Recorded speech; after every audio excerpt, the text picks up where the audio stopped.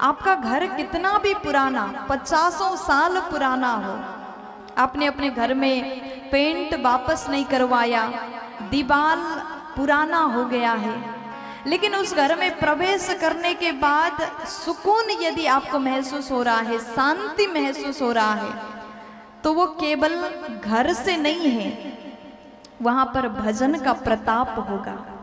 जिस घर में आपके दादा परदादा ने बैठ करके भजन किया होगा, एक आसन में बैठ करके भगवान का नाम जप किया होगा, रामचरितमानस का पाठ किया होगा, चाहे वो घर कितना भी पुराना क्यों ना हो जाए, जब भी आप जाओगे नवीन अनुभव, नयापन आपको प्राप्त होगा। प्यार से बोल दीजिए ना, जय श्री राम। ऐसा हमने अपने जीवन में अनुभव किया है। एक मध्य प्रदेश में बहुत पुराना घर है, वहां पर बैठ करके परम भक्त वैष्णव लोग पूजा करते थे और अभी भी करते हैं। एक पैर में खड़े होकर के हमने सुना, अपने कानों से सुना, 5-5 घंटे 10-10 घंटे पाठ करते थे। नवरात्रि में 9 दिन उपवास रह करके पूजा पाठ करते थे। घर पुराना है, लेकिन वहां पर अनुभव कैसा आता है, जब भी प्रवेश करते हैं, जो कोई भी आए तो उसको शांति सुकून महसूस होती है। ये क्या है? भजन का बल है, ये तपस्या की शक्ति है।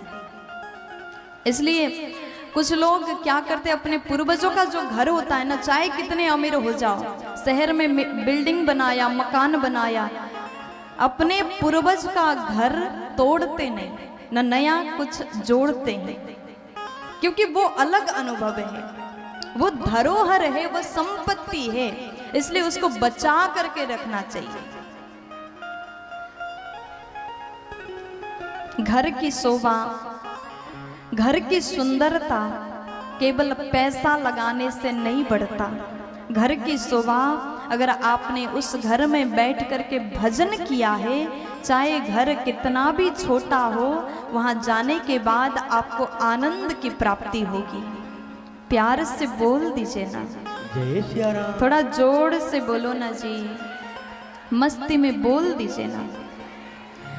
तो आज भगवान जैसे उस बट वृक्ष के नीचे गए, तो भगवान सहज रूप में आ गए, भगवान अति सहज हो गए। आप दुनिया में कहीं भी घूमने जाओ, बाहर जाने के बाद आप सहज अवस्था में नहीं रह सकते। आप अपने घर के बाहर जाओ तो सहज नहीं हो सकते, लेकिन जैसे आप घर वापस जाओ और एकांत में जब जाओ, अपने कमरा में जाओ, अंदर से लॉक करो, तो आप जैसे भी लेटना हो लेट जाओगे।